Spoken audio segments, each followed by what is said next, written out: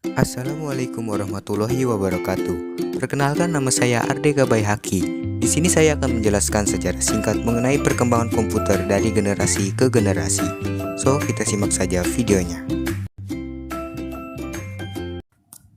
Di zaman modern seperti saat ini, jarang kita jumpai orang yang tidak mengetahui apa itu komputer.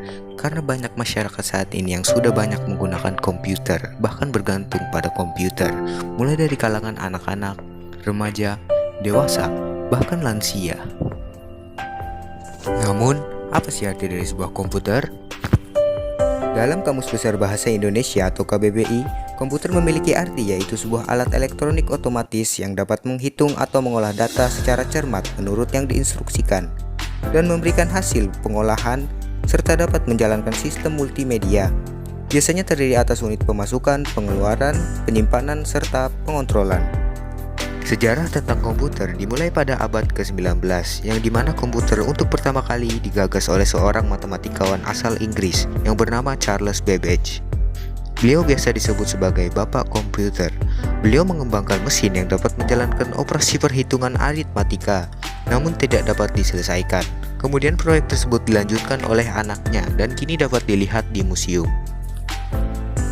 Seiring berjalannya waktu, komputer generasi pertama untuk pertama kalinya berhasil dibuat pada tahun 1940 yang dibuat oleh seorang insinyur asal Jerman yang bernama Konrad Zuse. Beliau membuat Z-Computer. Komputer ini memiliki ukuran yang sangat besar serta biaya pembuatan yang sangat mahal. Komputer ini menggunakan tabung hampa udara sebagai sirkuit dan drum magnetik untuk memori. Karena komputer ini dibuat pada masa Perang Dunia Kedua, maka tujuan penciptaannya adalah untuk mendesain pesawat tempur Jerman dan peluru kendali. Namun sayangnya, Z-Computer ini harus rusak akibat terkena serangan bom dari pihak sekutu. Beralih ke pihak sekutu. Pada tahun 1943, pihak sekutu berhasil membuat komputer yang bernama Colossus. Komputer ini diciptakan oleh seorang rekayasawan yang bernama Tommy Flowers.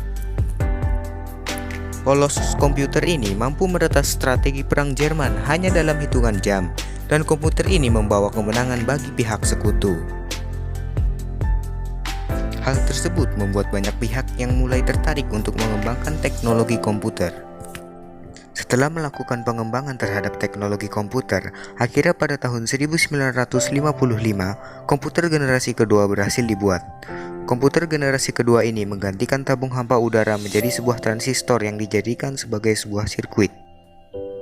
Komputer pertama yang menggunakan transistor ialah komputer Univac Clark yang dibuat oleh Edward Teller. Beliau adalah seorang fisikawan nuklir. Komputer Univac Clark ini digunakan untuk simulasi hidrodinamika senjata nuklir. Performa transistor pada komputer jauh mengungguli daripada tabung hampa udara.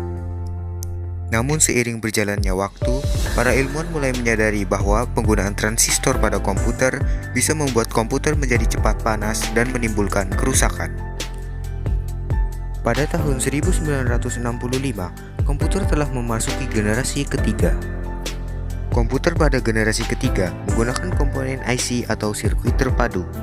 Komponen ini mampu menggabungkan ratusan sampai ribuan komponen elektronika menjadi satu, sehingga komputer generasi ketiga ini memiliki ukuran yang kecil.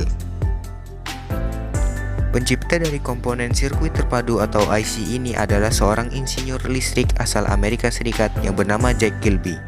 Ia menciptakan sirkuit terpadu ini bersama Robert Noyce yang merupakan tokoh pendiri Intel.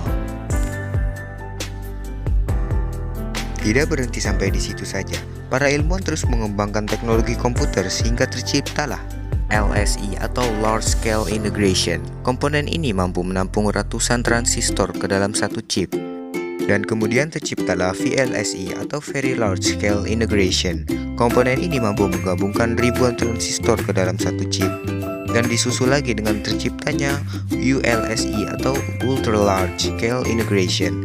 Komponen ini mampu menggabungkan jutaan transistor ke dalam satu chip. Dengan hadirnya komponen-komponen tersebut, membuat komputer generasi keempat menjadi mudah untuk diproduksi karena tidak memerlukan banyak komponen. Harga komputer ini pun sangat murah jika dibandingkan dengan generasi-generasi sebelumnya.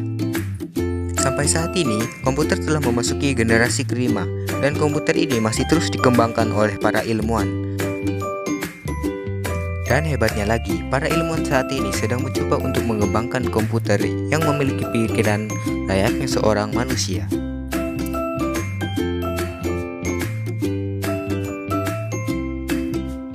Oke, cukup sekian saja penjelasan dari saya mengenai perkembangan komputer dari generasi ke generasi. Apabila ada kesalahan kata, mohon dimaafkan. Terima kasih sudah menonton. Wassalamualaikum warahmatullahi wabarakatuh.